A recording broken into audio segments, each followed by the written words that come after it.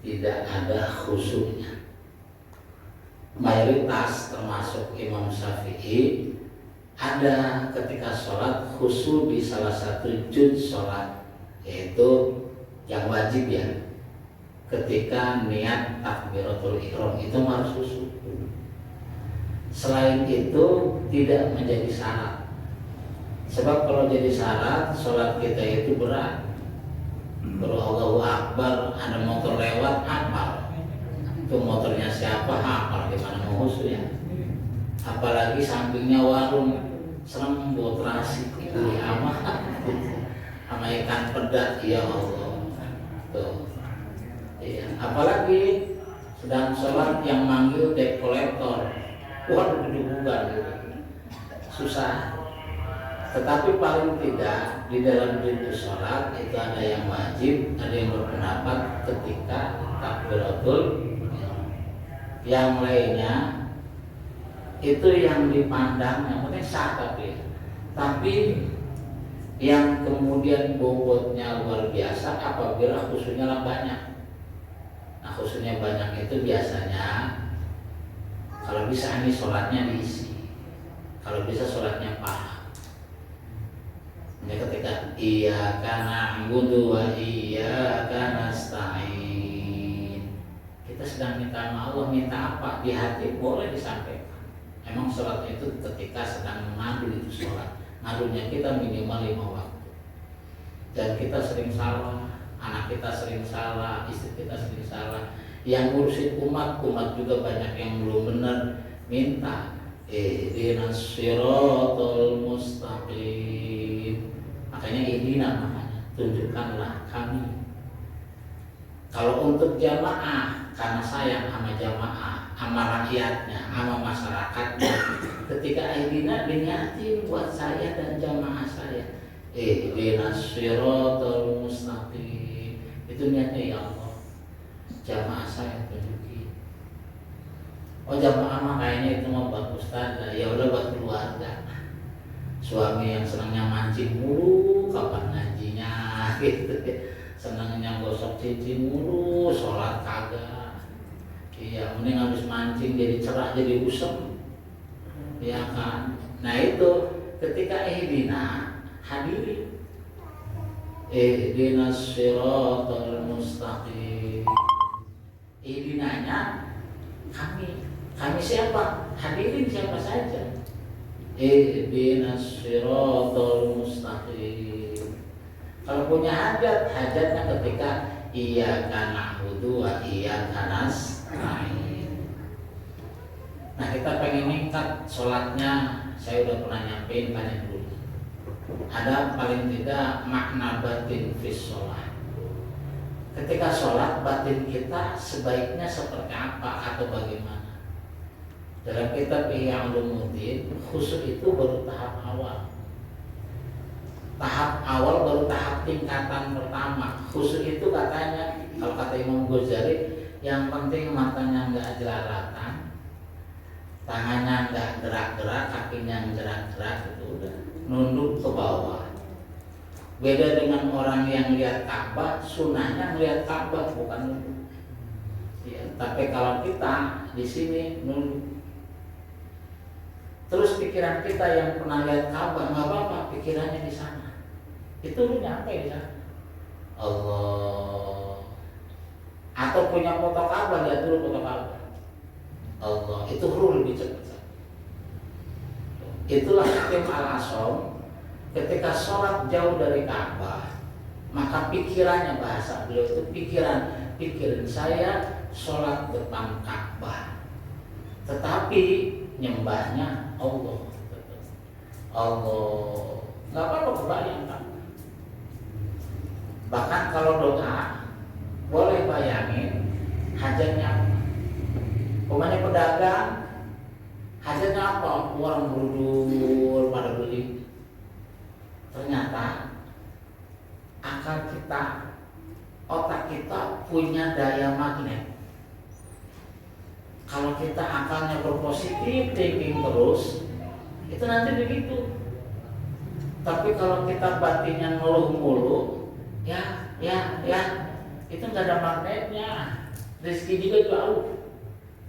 Iya, makanya gitu disyukurin, alhamdulillah, alhamdulillah. Bahkan ketika alhamdulillah juga kalau pedagang, alhamdulillah. Kalau tukang nasi uduk itu dalam pikirannya orang pada datang mau pada beli, ngapa pada gitu?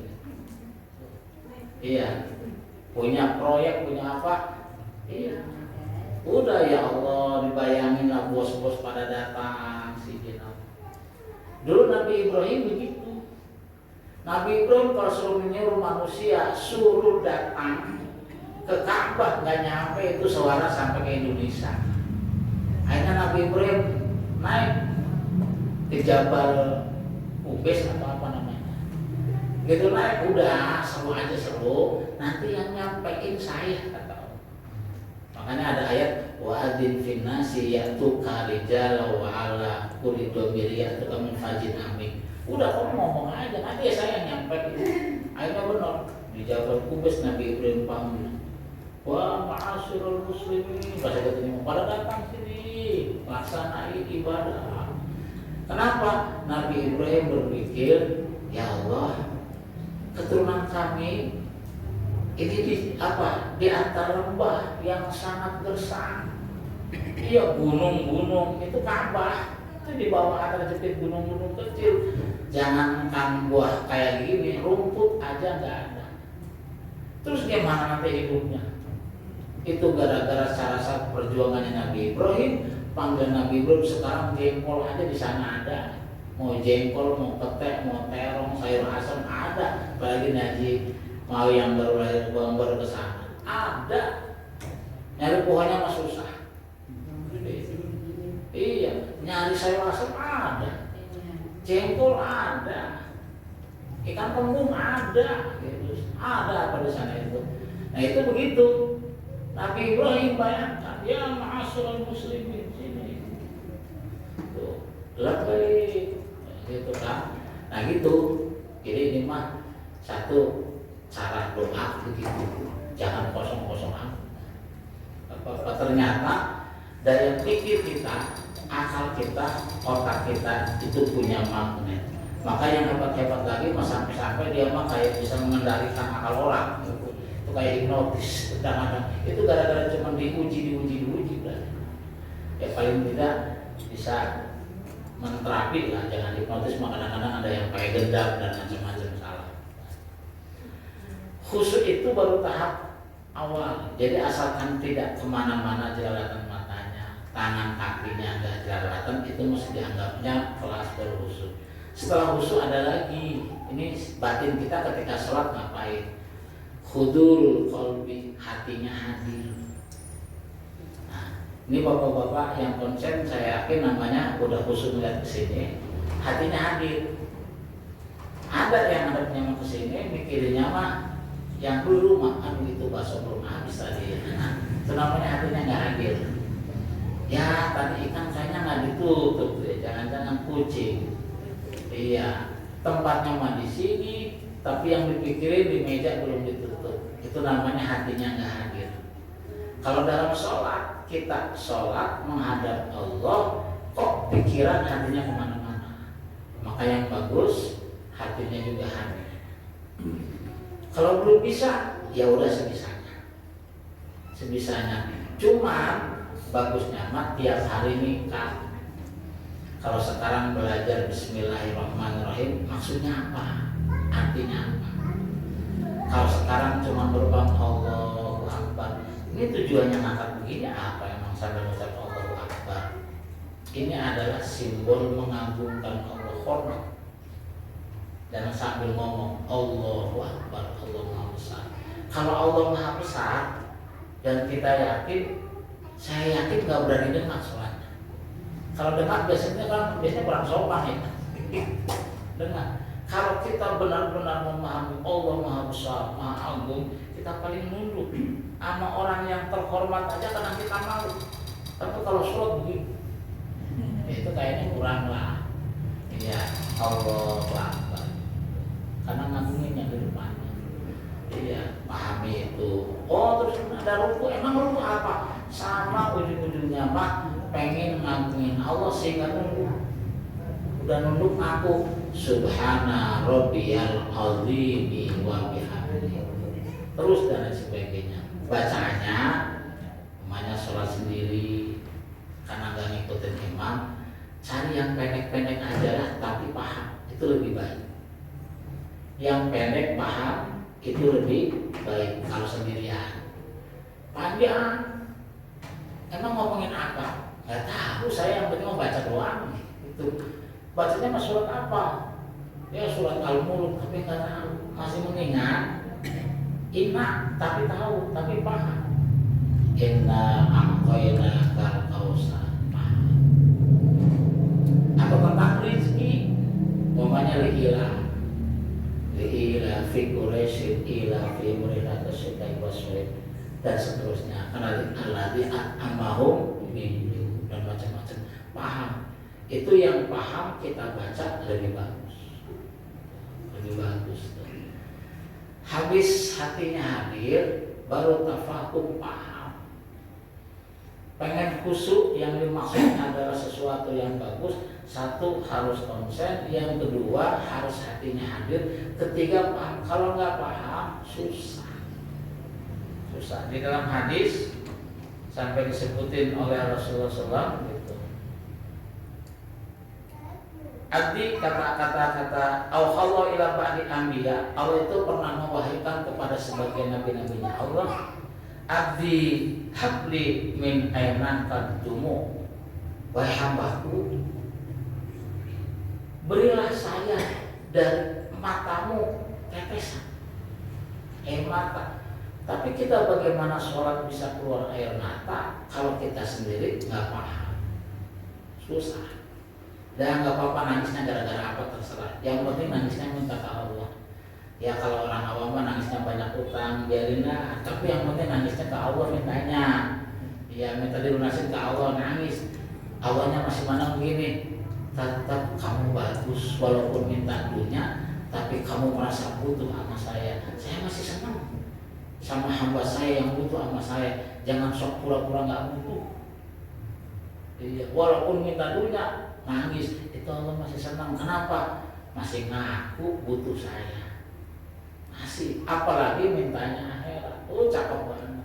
Subhanallah. Bahasa Hasan seolah-olah ini orang bukannya minta dunia, minta apa? Mintanya buat kehidupan yang nanti. Tidak cuma dia itu benar, tapi nunjukin butuhnya, dan butuhnya buat sesuatu yang luar biasa. Allah tambah senang yang begitu. Iya. Jadi kalau pengen sampai keluar air mata itu ketika sholat, paham. Yang keempatnya, batin kita ketika sholat harus ada taklim, mengagungkan. Kalau ngagunginnya begini nih ya, anak kecil kira-kira minta duit ke ibunya, kalau minta duit konsen gak tuh? Konsen kayaknya. Mak, minta duit konsen. Terus paham gak? Paham. Hatinya hadir gak? Hadir, emang minta duit hatinya juga gitu. Tapi tajim apa enggak? Nah kalau nggak tajim contohnya macam mak duit.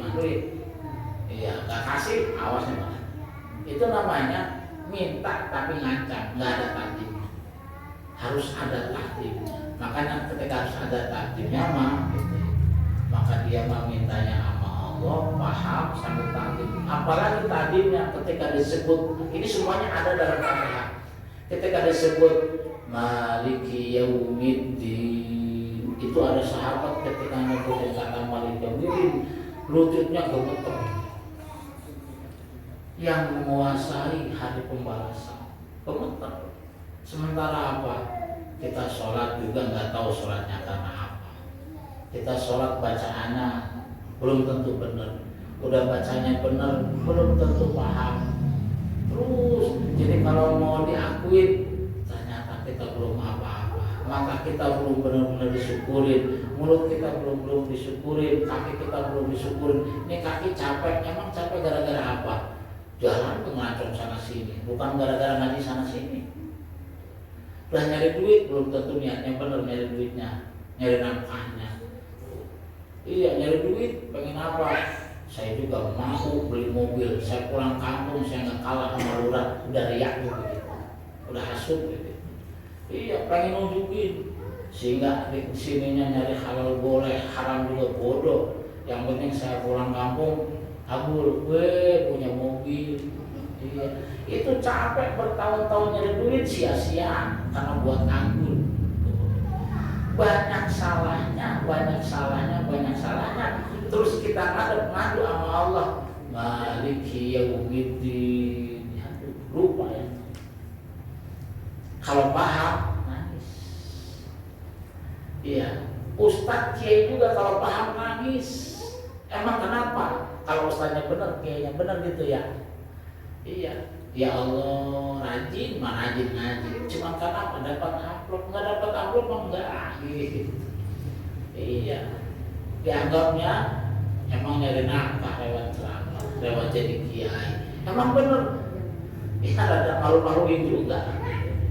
Iya, walaupun nggak haram, cuma malu-malu.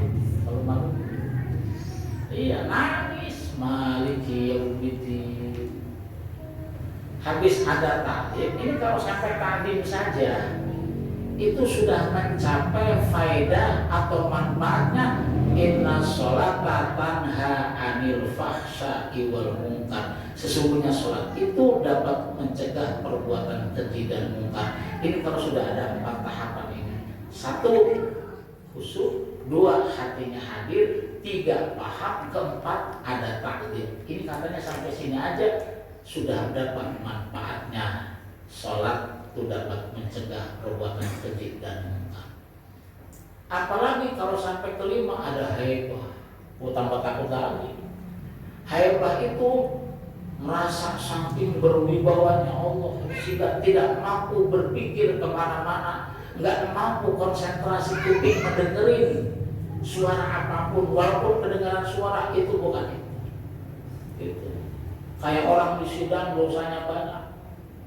Di sidang disaksikan banyak orang sementara dosa apa saja dikerjain.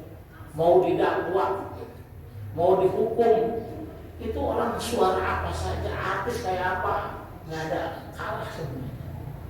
Iya, kalau begitu itu kenapa ada hebat? Sementara kalau Allah masih adabun alim, adabnya sangat menyakitkan, adabun syadid. Alam dunia makhluk siapapun susah ngalang-ngalangin kalau Allah berkehendak memberikan adab. Aduh, itu kalau udah begitu, udah suara apa, pandangan apa, kalah. Mata seperti buta, kuping seperti buta. Yang ada seolah-olah kita melihat Allah. Nah, melihat Allah itu jangan lihat fisik jasanya. Melihat Allah ini seolah ini aja dilihat makhluk itu tandanya wujudnya ada Allah. Semua yang ada bukti adanya yang mengadakan. Tuh cara melihat Allah gitu. Semua yang ada bukti bahwa ada yang ngadain. Sehingga mohon maaf, tapi jangan salah paham. Ada orang saking sudah begitunya lihat siapa saja yang disebut Allah, tapi bukan dia yang Allah. Cuma ini bukti adanya Allah. Allah semua, nggak, manusia nggak ada, makhluk nggak ada. Contoh kayak begini, bapaknya anaknya Tedina punya pacar yang paling dicintai se-Indonesia, pakai jilbab warnanya biru ungu, biru dongker kayak apa ya, biru dongker. Begitu lewatin jemuran, ada jilbab warna biru dongker. Yang dibayang siapa? Bukan jilbabnya, langsung cewek yang pakai jilbab. Si Neni maunya gitu. Iya, karena yang makainya gitu bukan jilbabnya, aslinya ingatnya langsung apa ya, pakai jilbab. Ini orang-orang tasawuf ketika melihat sesuatu yang dilihat yang nyiptainya. Makanya kalau udah begitu, itu orang tidak ada istilah bengis, meremehkan, menghina, sampai kepada anjing, sampai kepada lalat hijau.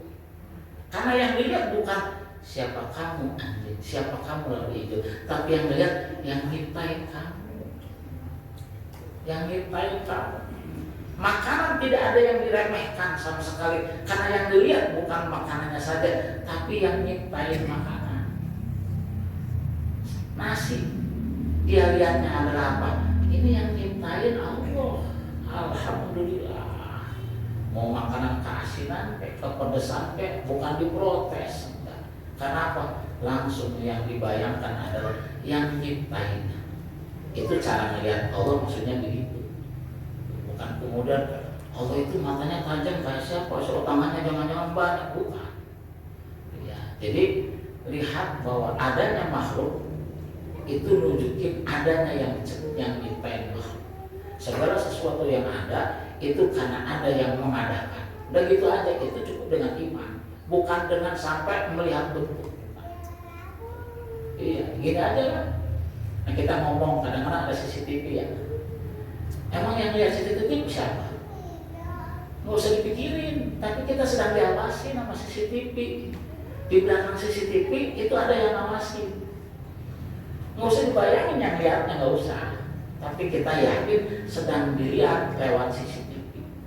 Kita ketika sholat, nggak usah dibayangin zatnya yang dilihat, tapi bayangin Allah pasti melihat. Bayangin begitu, bayangin. Pasti melihat bayangannya bukan tulisan Allah, bukan wujud zat, tetapi bayanginnya ada semua yang wujud itu karena ada yang mewujudkan. Nah itu melihat Allah gitu. Itu begitu aja. Kayaknya nggak berani deh maksiat, nggak berani nyombong, nggak berani malu. Emang kita sesempurna apa? Nggak bisa sempurna. Malu. Kalau sudah hebat, baru ada lagi di belakang itu ar-raja, mengharap. Nah, mengharap itu ya, kalau mengharap kan berarti kan minta yang mengharap, ya dihadirkan. Dalam pakaian itu tadi, iyyaka na'budu wa iyyaka nasta'in, itu mengharap. Dua, ihdinas siratal mustaqim, itu mengharap, harus ada harapan. Nah kita polos aja, padahal butuhnya banyak, kayak orang nggak butuh. Ya, pokoknya kita yang penting lapor doang, ini, udah pulang. Ya kita nunjukin kalau kita butuh. Ya Allah, saya butuh ini. Jadi terus di kata-kata iyyaka na'budu wa iyyaka nasta'in. Betul? Terus sudah begitu, yang terakhir setelah mengharap itu ada yang namanya al-haya, malu. Malu itu menyempurnakan dari kekurangan, dari ketidaksempurnaan, akan sempurna ketika ditutup oleh rasa malu. Tetapi ujub, agul, bangga itu merontokkan sesuatu yang nyaris sempurna. Contoh, sholat 100 rakaat, nangis lagi, paham lagi, udah paham, udah khusyuk, hatinya hadir 100 rakaat. Begitu selesai sholat bangga, ini mana yang haji, yang ustaz juga cuma pada ngomong doang, mendingan juga saya 100 rakaat, bangga, rontok itu. Iya, jadi kebaikan kayak apa, pasenya seperti apa, khususnya seperti apa, banyaknya kerjaan rakaat yang dikerjakan seperti apa, kalau ditutupi dengan rasa bangga, bukan bersyukur kepada Allah, tapi bangga sama sendiri, itu cuma nyampe-nyampe rontok. Jadi yang bangga bagusnya bersyukur. Apa bedanya bangga sama bersyukur? Kalau bangga kembalinya terhadap diri sendiri, kalau bersyukur kembalinya kepada Allah. Kalau bangga 100 rakaat, iya ya siapa dulu gua ya daripada dia bangga. Tapi kalau bersyukur, alhamdulillah ya Allah, kau kasih kekuatan saya bisa melaksanakan sholat 100 rakaat. Itu namanya dibalikinnya ke Allah, bukan ke sini.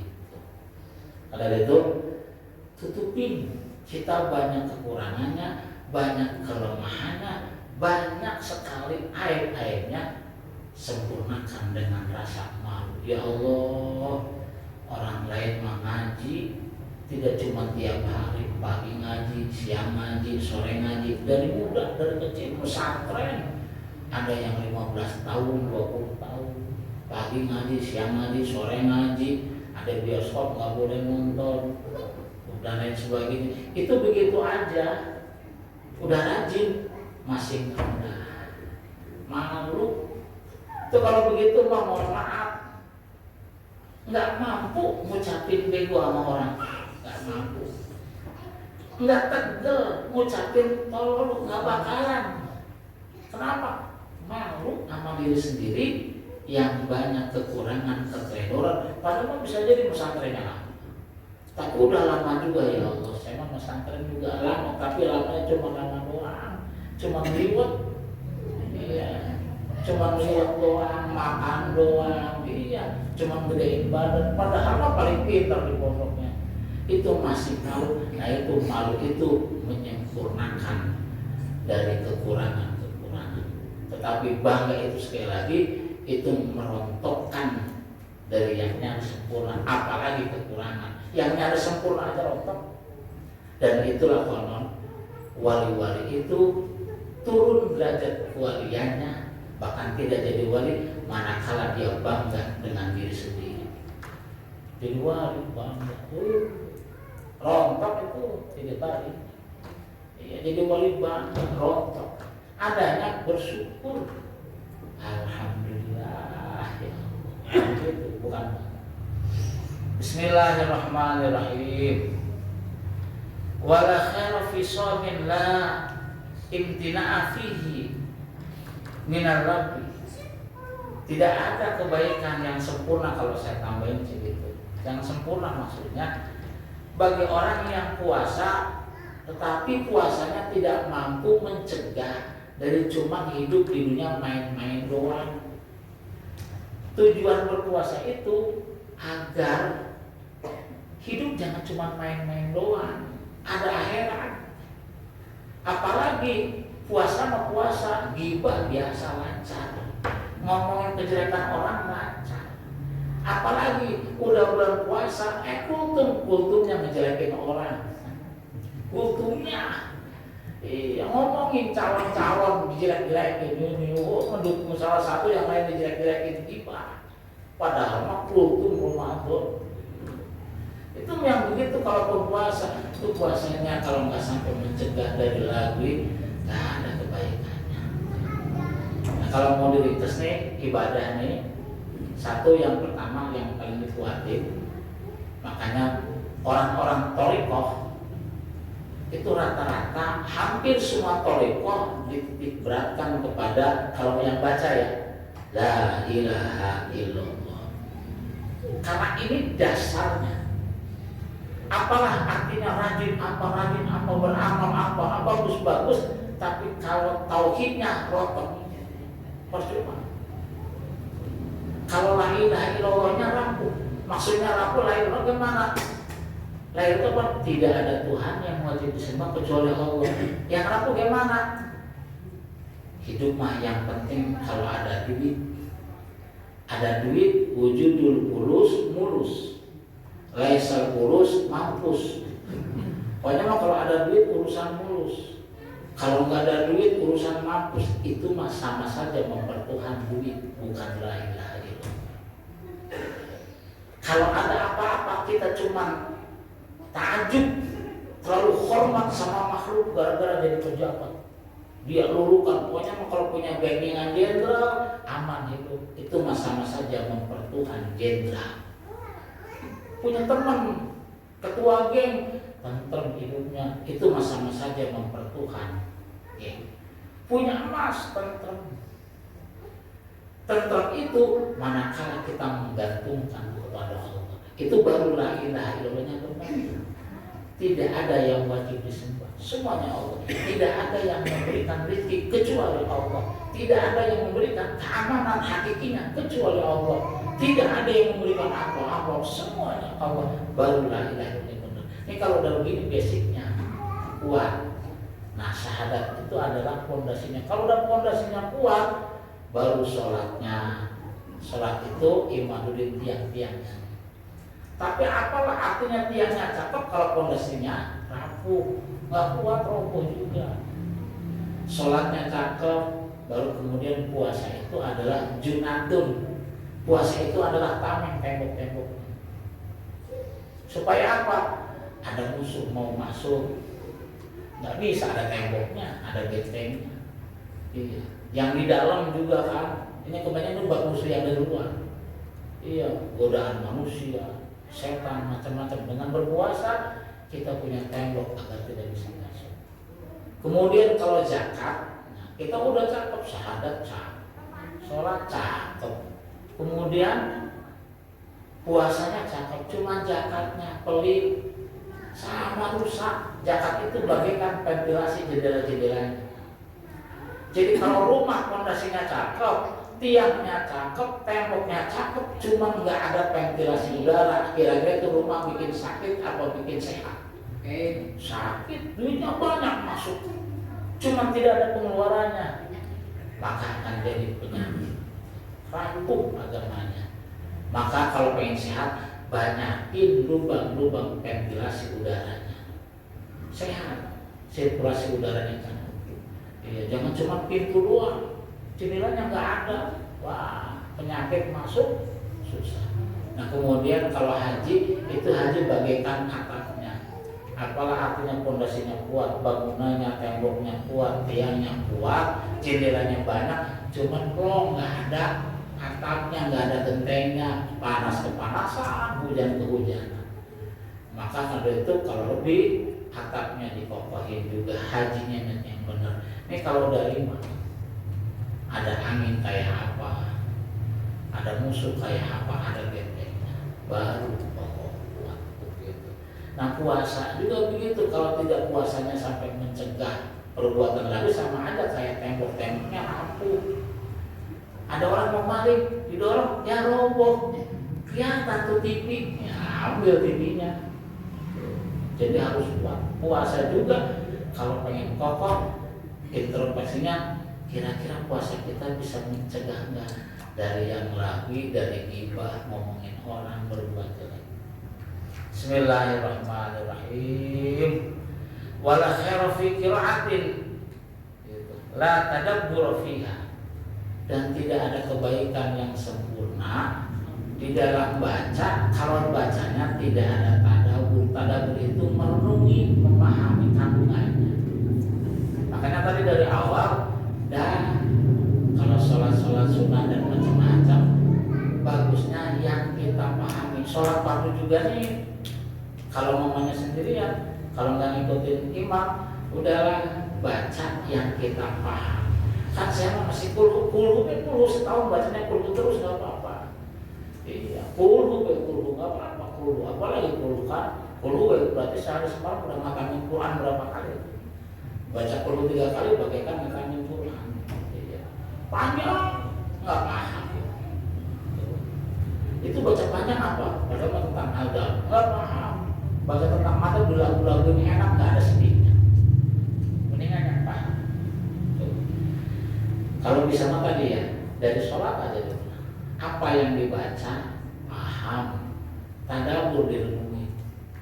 Tadi sadar itu, Maliki Yaumiddin, renungin ketika sekarang begini nih, sedang mau tidur, sedang duduk. Ketika sholat udah hafal renungan, ya Allah, Maliki Yaumiddin. Jangan nangis. Kalau sendirian, kalau depan umum malah baik. Imam di depan umum nangis, pengen sok dilagu apa gitu, pengen dianggap sok khusyuk, udah depan umum tegar gitu kan, tahan. Sendirian, silakan mau nyanyi jadi-jadinya, sebanyak-banyaknya, itu disenangin oleh Allah Subhanahu Wa Taala. Bismillahirrahmanirrahim. La khaira fi ilmin la war'ala, la war'afi. Tidak ada kebaikan yang sempurna di dalam ilmu kalau nggak ada warok. Warok itu hati-hati, tidak sekedar menghindari yang haram, sampai menghindari yang subhat, bahkan yang makruh, bahkan yang tidak pantas aja dihindari. Ibu-ibu kalau makan sambil ngobrol, kira-kira pantas enggak? Orang warok mah hati-hati. Buyut saya mah dulu nggak tahu dari mana. Makan kentut harus cuci tangan. Kok cuci tangan ya? Kalau kentut ya, bukannya wudhu gitu. Iya, kalau mau makan nggak boleh ngobrol. Iya, makan harus habis. Iya, harus baca doa. Sampai hati-hatinya begitu tuh. Nggak ada makanan yang mohon maaf nih. Ini sayang badan kita, anggap aja dikasih susu bersih. Ada yang haram, sama aja susu segelas dikasih tinta tetes aja, gelap semua. Orang warok nggak mau badannya dicampur sama yang subhat, apalagi yang haram. Dan, ya. Orang yang warok adalah saya punya teman sampai si izin Allah itu kalau tidak baca bismillah muntah. Sampai badannya sudah bisa nolak kayak ada alarm. Nggak baca bismillah muntah, buru-buru kan capek, cek tubuh. Begitu iya belum baca bismillah. Segitunya. Masak, masakin sama teman.